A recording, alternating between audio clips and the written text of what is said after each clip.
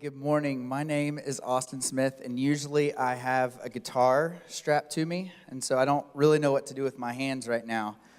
But I'm the worship and creative pastor here at Watershed, and I'm not actually up here to speak. I'm actually up here to introduce you to the person who's going to speak this morning. And it's a guy named David Roberts that has been here at Watershed for about a year and a half. And just recently, in the past few months, he's actually come on staff at Watershed as our students pastor. And we've really enjoyed having him. And you'll get to hear a little bit of his style and his heart and his brains, which we all appreciate on staff.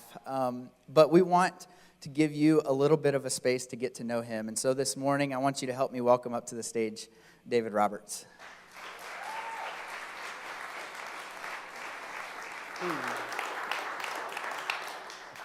Hello.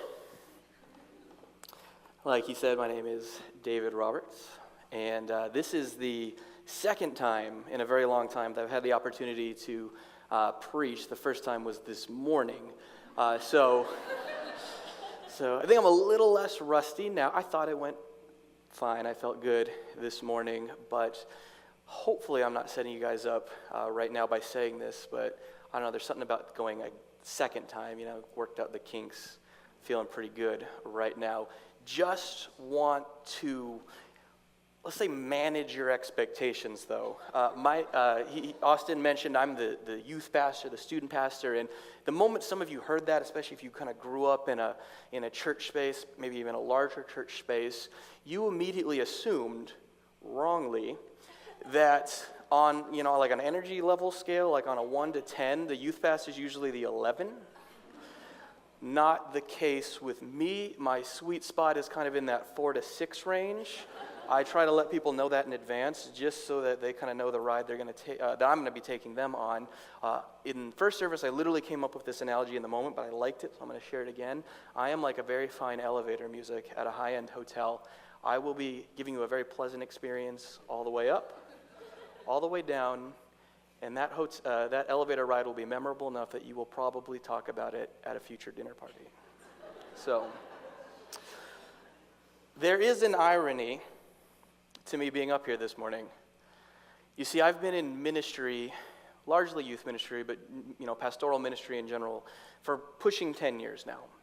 And there is a moment back in, it was probably about 2009, I distinctly remember it, it's just photographed like permanently into my brain. It was probably not as dramatic in real life as I remember it, but just go with me. I was standing in a hotel room in a kind of a skyrise in San Diego, and it was rainy, and I'm just kind of staring out stoically onto the cityscape, and there were other people in the room, it doesn't matter who. And as I'm standing there, I'd been interning at this church, and I was beginning to kind of feel this call, and I called it a calling at the time. I guess I still do, that God was telling me, hey man, this is your future. You need to be a pastor. And it wasn't, at the time, you need to be a youth pastor or a pastor in general. It was even more specific than that. You see, at the time, and still now, many of you know, there's a fellow named Rob Bell. And if you come to Watershed, if you've been to Preface, maybe we use one of his books, maybe you joined us about a month or so ago, where we watched a documentary about Rob Bell. We, myself included, are Rob Bell fans. But that day, in that hotel room in San Diego, X amount of years ago, that was not the case. And I felt in that moment that God had called me, and perhaps me alone, to thwart the ministry of one Rob Bell. And so I stood there, and I was like, yeah. I'm 22, by the way. This is like hubris to the nth degree. That guy's going down, and I'm going to be the guy who does it. So what happened? Because now here I am, at this church where we went, like I said a moment ago, very approvingly played that documentary about him. Like, we like Rob, I like Rob. I've actually told Rob this story. He was gracious. He thought it was kind of funny, so he didn't know who I was. I was like, okay, I'm sure he gets that a lot. There's lots of people who think that their unique calling in life is to destroy Rob Bell. He's still standing, by the way. But no, what happened between then and now to get me here in this room with you all today? This series, Disorganized Religion, is about critiquing, inquiring into, wrestling with many of the religious, faith-related, even institutionalized aspects of our spirituality that maybe we have come to be uncomfortable with, to reject, to question, to doubt. Last week, Easter Sunday, Matt, one of our co-pastors here, talked about the idea of resurrection, which if you've spent even 30 seconds with anyone Christian or Christianity in general, you know that the resurrection is a core tenet of our faith, of our belief system. And so what Matt did is he encouraged us to shift the emphasis on the resurrection a bit, focus a little bit less on what happened, a little bit less on what may still happen, and a little bit more on the idea that resurrection happens presently in the here and now. This morning, I want to do a little bit of an emphasis shift myself. There is another word that I think is absolutely central to the religious, to the spiritual experience. Many of you probably have some preconceptions or some assumptions about the meaning of this word based on your own experiences. The moment I say it, you'll agree that word is faith. And so this morning, I want to walk us through a little bit of my own story. Like Austin said, you get to know me a little bit. But maybe reimagine this idea of faith in this space, maybe in your own lives. I can only speak for myself, but hopefully this is an opportunity to kind of reconsider a word that I think a lot of us think we know what it means and maybe have some assumptions about, but maybe haven't thought critically about in a while. So, I was born into a Christian context, born into the church, specifically an evangelical context. So a little more traditional, a little more conservative across the board. And yet, I have largely, even though I in many respects not there anymore, I have largely fond memories about that experience. And if I had to pick one word to kind of encompass or describe my childhood faith, it would be enchantment. Because as a child, there was an assumption. It wasn't even, assumption is too strong a word. I didn't even think about it. It was just a given, this uncritically held lens through which I filtered all of my life, all of reality as a child, that the wonder world of the Bible, with angels and demons and miracles, and that was also the world I inhabited in. I lived in, and so everything was caused by all of that. It was all cosmic and supernatural, and fantastic and wonderful and magical. And there were things like the rapture, this thing where in a couple of years or any second now, I was just going to disappear because of some things I did. And in a good way, this was a good thing for me, not for a lot of other people. Maybe some of you, the rapture, you wouldn't have been a fan of. But it was this enchanted world, and it was great. I learned about it every week in Sunday school. Kind of went home happy, did what I did, and that was my life. That was faith for me. But over the next couple of years, as I grew into adolescence, and this continued on to adulthood before I declared war on Rob Bell, I kind of moved into this space where more and more I began to realize that, hey, there's this bigger world out there. My enchanted world is actually not a world at all. It's kind of a bubble. And as I became aware of this world out here, a world of science, a world of other beliefs, and to be honest, a broader world of Christianity, wherein not even all Christians looked at things the same way that I did and as I had been taught, faith shifted for me.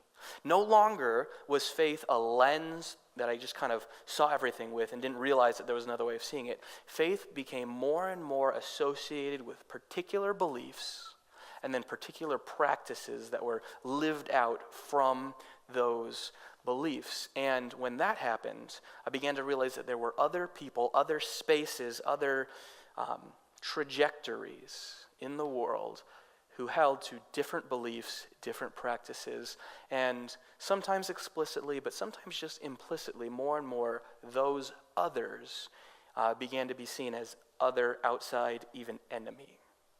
And so that's where I was. That's where I was. That's kind of where I kind of hit peak that understanding of faith. What I just described, that faith is beliefs and their practices, and this is kind of how I secure my identity and my place in the world, and the meaning that I make out of life is all right there. And so that's where I was. And so as I stood there staring over the San Diego skyline, I thought I'd figured it all out, and it was time to do the Lord's work.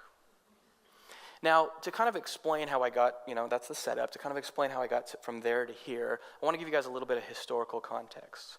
I'm kind of a nerd in a lot of ways. You'll hear about some of the other ways later on in the service. One of those ways is, I read a lot.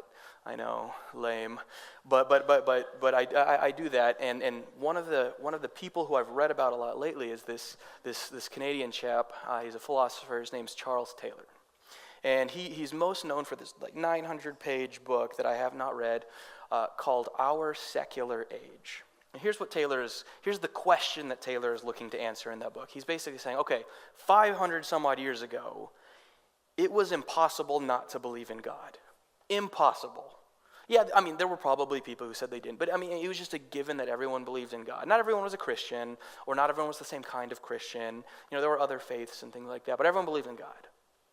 Now, even though statistically speaking, technically more people claim to believe in God than don't, now that is seemed to be something of a novelty. There is, for even those who believe in God, it is an open question as to whether or not they are right, whether or not that faith is defensible, whether or not that faith is rational.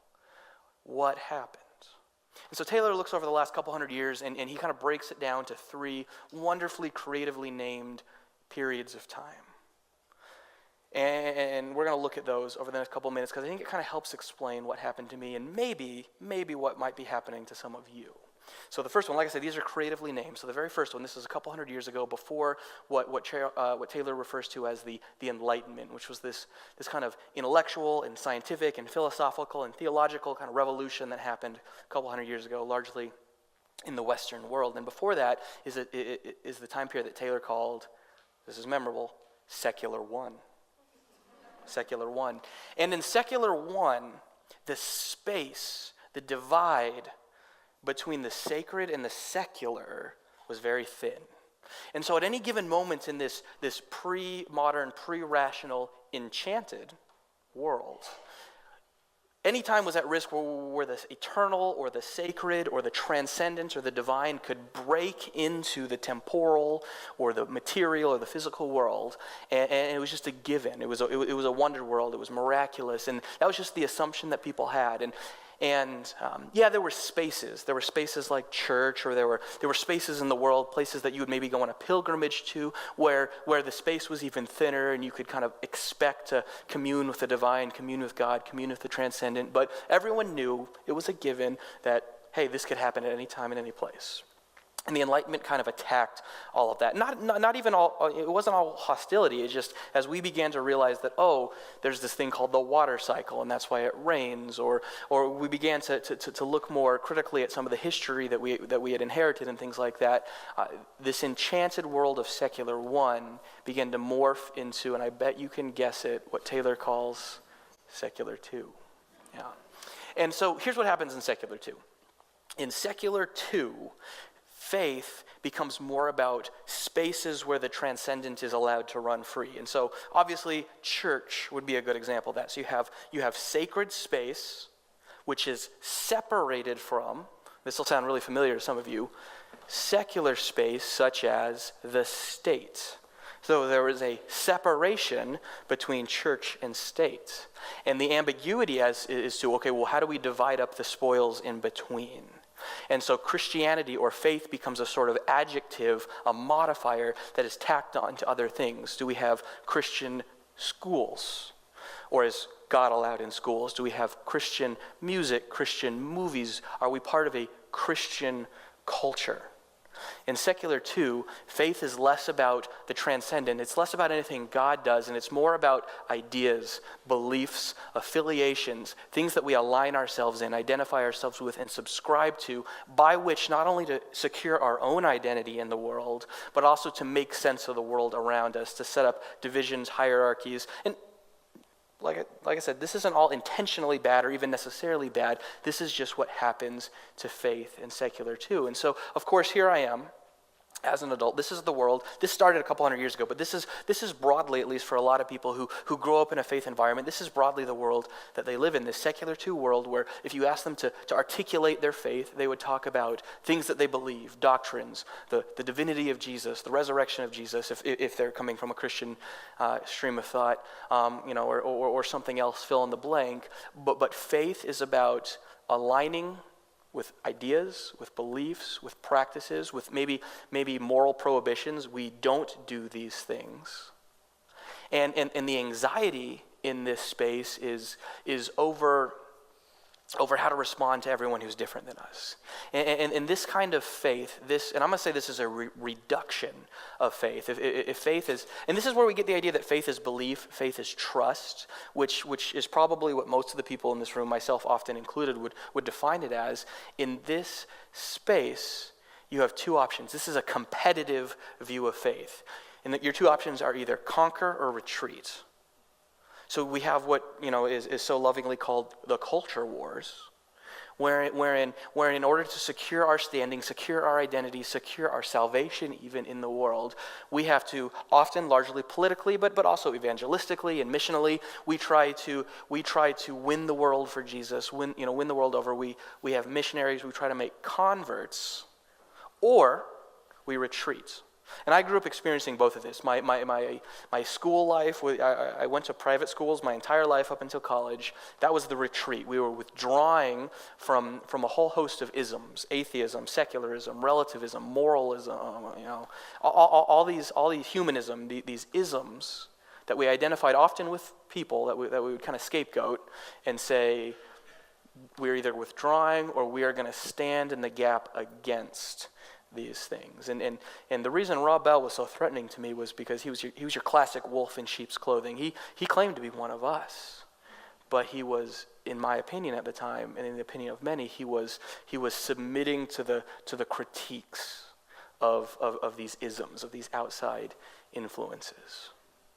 So what was it that shifted my view of faith from that secular II mindset to where I am today? Well, two things did it. The first one was, as I had this faith, and I was very confident. I knew what I believed. I knew why. I could defend it biblically. I would carry around not just a Bible. I would carry around this huge systematic theology textbook as a conversation starter. I mean, oh, what's that?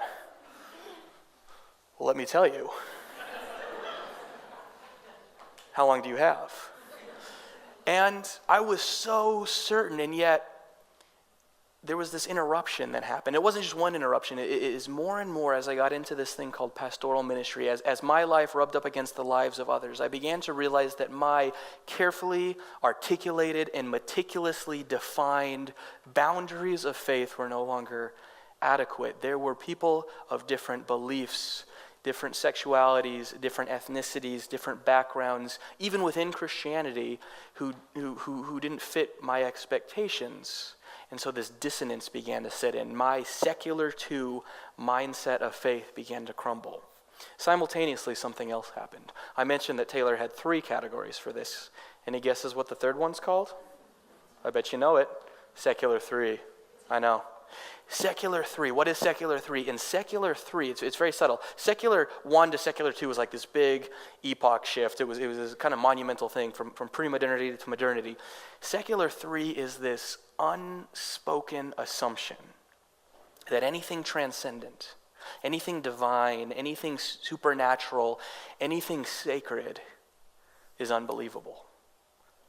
Now, many people hold this position explicitly now, in a more of an agnostic or even atheistic mindset, and that's fine. But even for those of us who still claim to believe in God or believe in the transcendent or whatever, however you define it, whatever word you use, in secular III, there is this underlying, in the back of your head, doubt. This question, maybe, is this all in my head? Or is this actually real? And so while my lived reality was kind of undermining the walls of secular two and that sort of faith formation that I had built up. Simultaneously, I was beginning to look into, and for me this wasn't a faith science thing, it had nothing to do with evolution or anything like that. It was really all about looking into the history of the tradition that I claimed, Christianity, looking into the development of some doctrines and some beliefs and some practices that I had uncritically held to, that I hadn't really mined their origins. And as I began to look at it, I wasn't getting cynical, I was actually getting quite excited, but I was realizing a lot of the things that we believe and a lot of things that we do, well, why? Well, it's just because we've always done them that way. And then I would find out, and we even actually haven't done that. We've actually done them that way for about the last 150 years, 200 years or so, as a response to the Enlightenment, as a response to these changes in the world that made us scared and unsettled, and that stripped us of our security, kind of negated the things that we had put our faith in prior. And the only, and so we retreated and we fought back. And so I found myself in this space. The faith of secular two didn't work anymore, but then here I am asking myself, but what does it look like to have faith, to trust, to believe in this space of secular three? Now there's this other guy, Andrew Root. He's a theologian. He works primarily with youth ministry.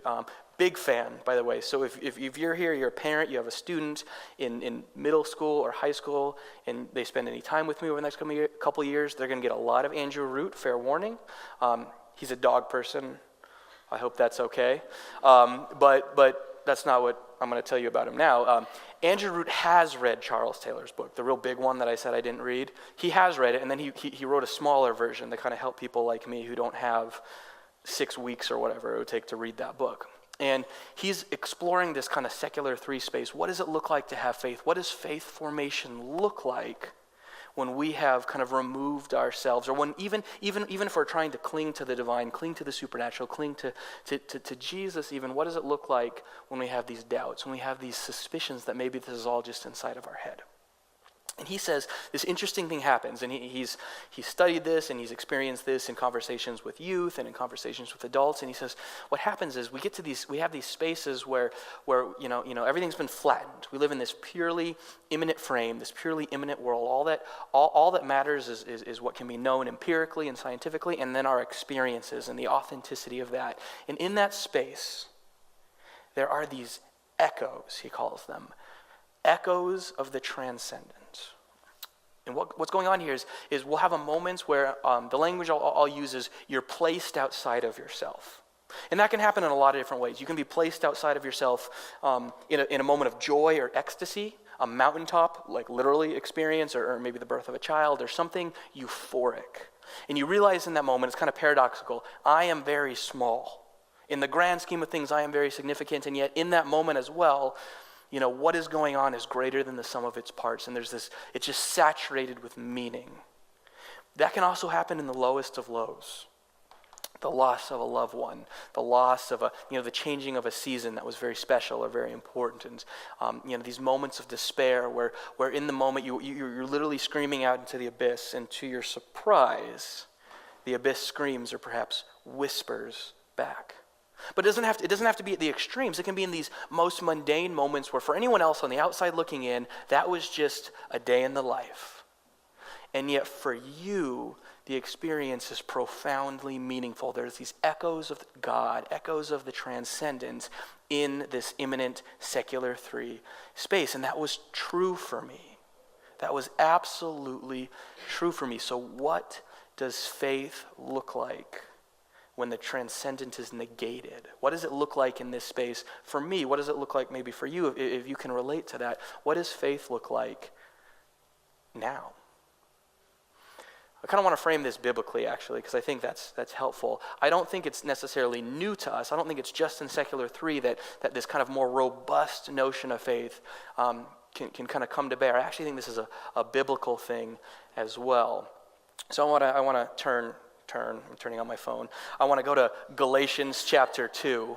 It's going to be on the screen for you as well. This is a pretty well-known verse, and what I'm going to do is I'm going to read it in one translation, I'm going to read it in another, and kind of put those together, and hopefully you can see what I'm talking about here. This is the Apostle Paul articulating his experience with the transcendent, with God, with Christ, and I think this gives us some language or some frameworks for understanding faith in the space that I'm talking about.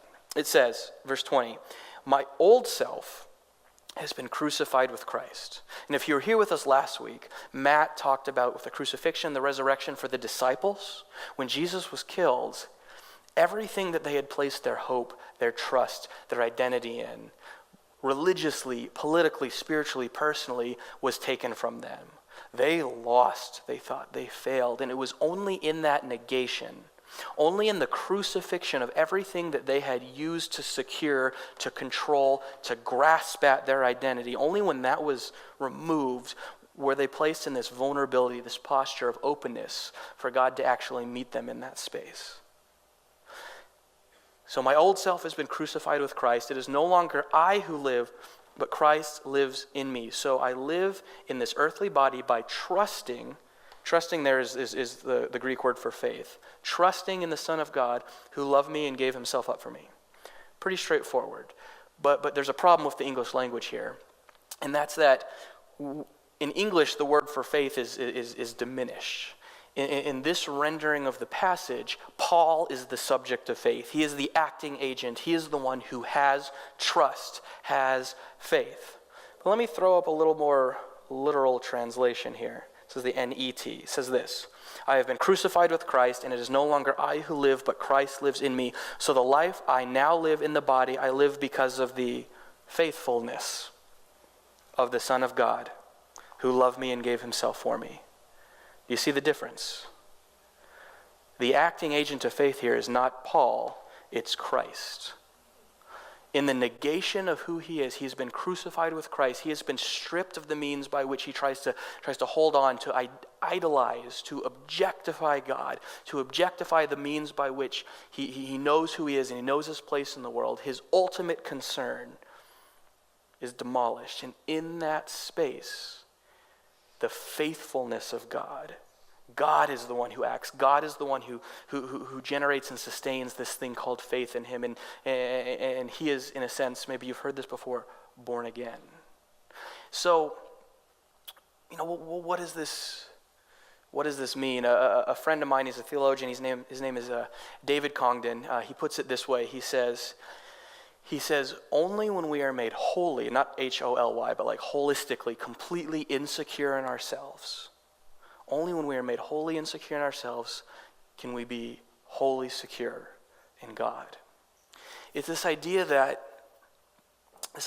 anything else, any prior attempt to speak of God, and let me pause here. This doesn't have to just be a Christian thing. You might be in this room thinking, okay, that's great for the Christians, but that's not me. I might not even be be someone who believes in God or spiritual. This is kind of true across the board because we all do this. We all attempt to secure our identity, to secure our salvation, to secure our being in this world through something. We all have an ultimate concern. We all have something that we are placing our hope and trust in. It might be reason, it might be science, it might be any number of things. It might be multiple things depending on the day. But my contention to you, my suggestion to you, my argument this morning is that it is when actually those things are taken from us. When we have I'm going to call it a Christ experience. When we are interrupted and placed outside of ourselves, we are then made open to actually be secure in God. There's a passage in the book of John, another verse for you Bible nerds. Book of John. So little background while I'm bringing it up on my phone. The book of John is different than the other three Gospels. The Gospels being the first four books in the New Testament, the biographies of Jesus. If you heard this last week, you heard Matt talk about kind of two notions of history. You have the idea of history where it's about what happened, in what order, what are the facts, what is the sequence. And this is an oversimplification, but more or less, Matthew, Mark, and Luke are looking to kind of live in that zone of history. John doesn't care about the order or even the accuracy of events, because the other kind of history is about what does it mean? What is the significance of these events? And so John is basically coming out of this community that is responding to the event, to the interruption, to even the negation that is the life, death, and resurrection of Jesus. And so he's speaking out of that. And so in 1 John, starting in not 1 John, John chapter 1. There's a lot of John books in the Bible. In John chapter 1, starting in verse 35, there's two disciples who are disciples of John the Baptist. He's a relative of Jesus. This is before Jesus' ministry gets started, and he's just coming on the scene. He's this apocalyptic preacher. And if you know anything about what it meant to follow a rabbi or follow a teacher at the time, this wasn't like a night class that you sign up for 3 days a week. This was like, this is it. This is your life now. You are all in. And so there's these two guys who are all in with John the Baptizer.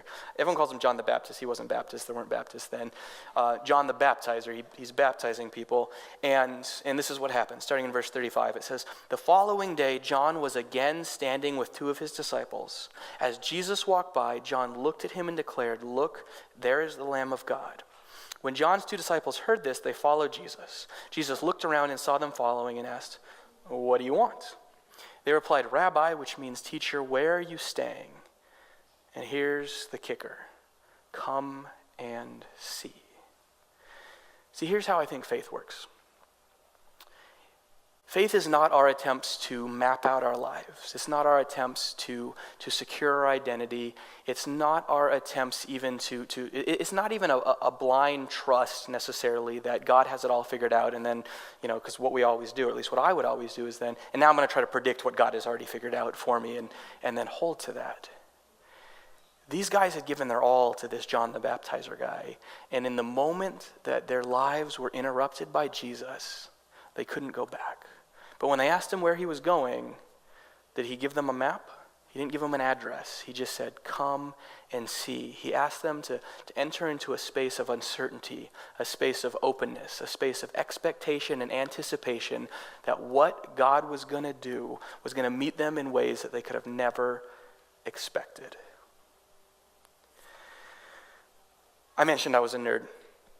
And in the future, just be prepared. I'm the kind of nerd that's really into wizards. And so you're going to hear a lot about Gandalf from Lord of the Rings. You're going to hear a lot about space wizards like Jedi and stuff like that. And then you're going to hear from some of my favorite wizards, Harry Potter and his mentor, Albus Dumbledore. And where it's relevant for me this morning is I told you that I am the kind of person that kind of at the peak of that secular 2 mindset, I thought I had it all figured out. If you were with us in the fall for our Enneagram series, I was actually the individual interviewed for the Enneagram 5. That's the observer. It's kind of cerebral.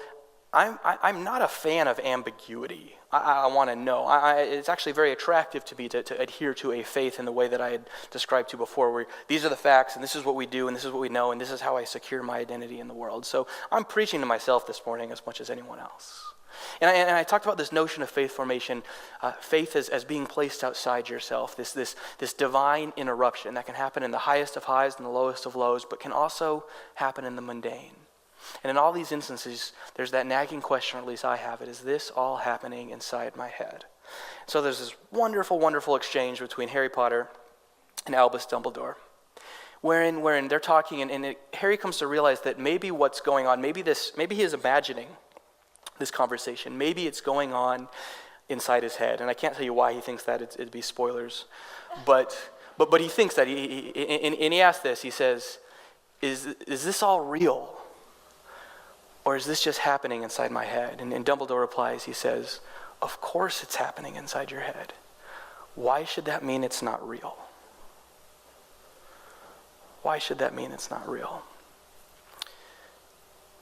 We're gonna look at some other doctrines over the next couple weeks. We're going to look at some other conceptions of that old kind of faith. Faith as practice, faith as belief. Faith as the means by which I secure my identity and my security and my salvation in this world, which I'm going to argue is faith that has been objectified. And over the next couple weeks, we're going to poke holes at that. We're going to look at some other perspectives. We're going to ask you to be open to what the negation of that sort of faith might look like, with the confidence that on the other side of that, in some of the most unexpected ways, God is going to meet us. And here's the silver lining. I don't want you to hear this morning that this sort of faith is a negation of your experience or negation of the authenticity of who you are. Remember, what we're negating, what I'm suggesting, what I'm calling for is a negation of the things that we add to ourselves, that we cling to, that we attempt to fill the space of our being to secure our identity. But here's the reality. When we are stripped of those things, not only are we free to be wholly secure in God, wholly secure in who maybe he has called us to be, who God has called us to be, but we are also free to be with and for the other. He's like a wizard. Dietrich Bonhoeffer, he was a theologian in the early 20th century. I'm going to call him a wizard. Bonhoeffer, as he was sitting in a Nazi prison preparing to be executed, he was writing letters to a dear friend. He asked the question, who is Christ for us today? Now, tragically, he did not get the opportunity to thoroughly and fully answer that question. But one thing he did say is, Christ is the human, the person, the man with and for others. To have faith, and I'll leave you with this, to have faith today is to allow for the negation, for the unsettling of everything that you use to secure your identity in the world. And in that space, in that vulnerability, you are opening yourself up to new possibilities, not only for God to speak in and through you, but to experience God and to encounter God in the face of the other, the stranger, the friend, the family member, that which is not you. So will you go on this journey with us over the next couple weeks? Will you be open to that? That would be my prayer. Pray with me. God, I'm grateful personally for this space, grateful to be in a place where the sort of journey that you've led me on is possible, where the kind of questions that I've asked don't need to be answered immediately, and where the sort of faith that I'm describing here can be cultivated. Now, the challenge of a space like this is there's so many stories. There are so many people in this room whose story might be different, who the things that led people here are going to be incredibly diverse. And yet, God, I believe that you are a God who can meet us precisely where we're at, and no matter what it is that ultimately leads us to that precipice of uncertainty and even despair, that you are ever present in that space. So I ask for your continued presence over the rest of this series with this community as we explore some of the things that we have perhaps reduced you to. And in unpacking and even deconstructing some of those things, I pray that you would meet us anew, maybe in ways that are familiar and even nostalgic or reminiscent, but also in ways that are unexpected, gloriously unsettling, and which posture us not only in a position of openness and vulnerability to you and what you're doing, but turn us to the other in the same way that you turn towards us in Christ. So God, we love you. We pray this in Jesus' name. Amen.